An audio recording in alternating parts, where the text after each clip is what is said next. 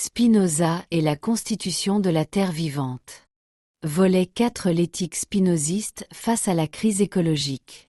Après avoir parcouru les profondeurs de la métaphysique spinoziste, de la substance unique aux attributs de l'étendue et de la pensée, et avoir conceptualisé la Terre comme un corps vivant et une intelligence immanente de la nature, la question brûlante se pose: quelles implications éthiques découlent de cette vision pour notre rapport à la crise écologique actuelle?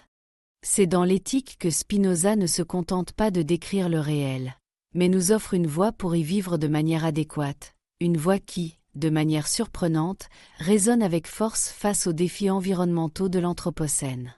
L'homme comme partie de la nature, le refus de l'anthropocentrisme. Le point de départ fondamental de l'éthique spinoziste, qui s'oppose radicalement à de nombreuses philosophies occidentales, est le refus de l'anthropocentrisme. Spinoza affirme sans ambiguïté que l'homme n'est pas un empire dans un empire. Nous ne sommes pas une exception à l'ordre naturel, doté d'une volonté libre qui nous placerait au-dessus des lois de la nature. Au contraire, l'homme est un mode comme les autres, une partie finie de la substance infinie de Dieu, nature, soumis aux mêmes lois nécessaires qui régissent les corps et les idées. Cette perspective est une humilité radicale. Elle déconstruit l'idée selon laquelle la nature existerait pour servir les besoins humains, ou que l'homme aurait un droit de domination sur elle.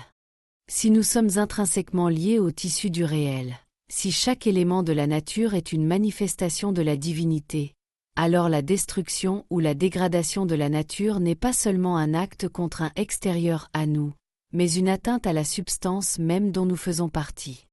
L'idée d'une maîtrise absolue de la nature par la technique et la science, si elle peut paraître séduisante, est illusoire dans une optique spinoziste. Nous ne pouvons pas nous soustraire aux lois de la nature car nous sommes intrinsèquement nature. Comprendre et agir selon la nécessité naturelle, la connaissance adéquate. Pour Spinoza, la liberté ne consiste pas à agir contre la nécessité, mais à comprendre cette nécessité et à y conformer nos actions. L'ignorance des causes qui nous déterminent nous rend esclaves de nos passions et des forces extérieures. En revanche, la connaissance adéquate de la nature, c'est-à-dire la compréhension des chaînes de causalité nécessaires qui la gouvernent, nous mène à la liberté et à la béatitude. Appliqué à la crise écologique, cela signifie que notre salut ne réside pas dans une lutte acharnée contre la nature ou dans des solutions technologiques déconnectées de ses lois, mais dans une compréhension approfondie de ses mécanismes et de nos interdépendances. Comprendre le fonctionnement des écosystèmes, les cycles biogéochimiques, les limites planétaires, c'est acquérir une connaissance adéquate qui nous permet d'agir non par peur des conséquences, passion triste, mais par une compréhension joyeuse de notre place et de notre rôle dans le grand corps de la Terre. Agir par amour intellectuel de Dieu, nature, amor intellectualis Dei, c'est-à-dire par une joie profonde issue de la contemplation de la nécessité et de la perfection de la nature, devient la plus haute forme de sagesse et de liberté. Ce n'est plus une contrainte morale, mais un épanouissement de notre propre puissance d'agir en accord avec l'univers. Conséquences éthiques pour notre rapport à la Terre vers une écologie spinoziste. Cette éthique a des implications profondes pour notre rapport à la Terre et à la crise environnementale. 1. Respect et humilité. Si la nature est Dieu même, alors elle mérite un respect intrinsèque, non basé sur son utilité pour l'homme, mais sur sa perfection inhérente. La contemplation de la puissance et de la complexité de la Terre vivante doit inspirer une humilité profonde, reconnaissant que nous ne sommes qu'une partie d'un tout immense et éternel. 2. Interdépendance et responsabilité. La vision moniste de Spinoza souligne notre interdépendance radicale avec le reste de la nature. Puisque nous sommes des modes parmi d'autres, nos actions ne sont jamais isolées.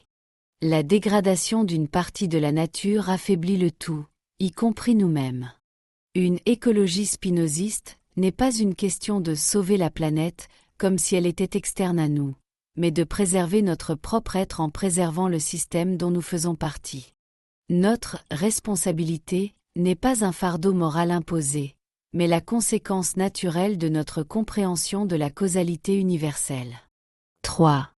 L'action par amour. Non par peur, la crise écologique est souvent présentée sous un angle alarmiste, cherchant à motiver l'action par la peur. Si la peur peut initier le changement, Spinoza nous dirait qu'une action durable et vraiment libre doit être fondée sur la joie et la compréhension. L'amour de la nature, la compréhension de sa perfection et de la nécessité de ses lois doit être le moteur de nos efforts. Vivre en accord avec la nature, c'est chercher à augmenter notre puissance d'agir, ce qui, pour Spinoza, est toujours joyeux et rationnel. 4. Rejet de la maîtrise illusoire. La modernité a souvent cru pouvoir maîtriser la nature par la technique. Spinoza nous rappelle que cette maîtrise est une illusion si elle ignore la nécessité des lois naturelles. L'ingénierie climatique, par exemple, doit être appréhendée avec une profonde compréhension de la complexité et des interactions des systèmes naturels, loin de l'idée d'un contrôle total.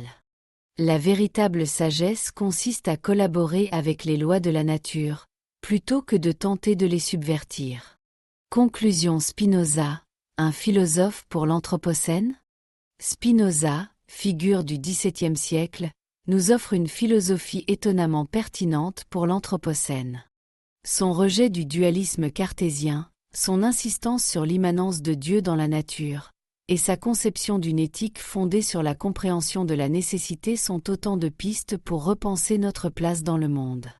La Terre vivante, loin d'être une simple ressource ou un mécanisme inerte, est une expression de la puissance divine, un corps dont nous sommes une partie, et dont l'intelligence intrinsèque se déploie dans la complexité des écosystèmes. Une lecture spinoziste nous invite à une révolution intérieure, passée d'une posture de domination à une posture d'intégration, de la peur à l'amour intellectuel, de l'ignorance à la connaissance adéquate. Il ne s'agit pas de revenir à la nature dans un sens romantique, mais de comprendre que nous n'avons jamais cessé d'en être une partie intégrante. La constitution de la Terre vivante, telle que nous l'avons fait parler à travers Spinoza, nous révèle non seulement un monde d'une beauté et d'une nécessité absolue, mais aussi un chemin pour y habiter avec sagesse, humilité et une joie profonde, pour le bien de tous les modes qui la composent.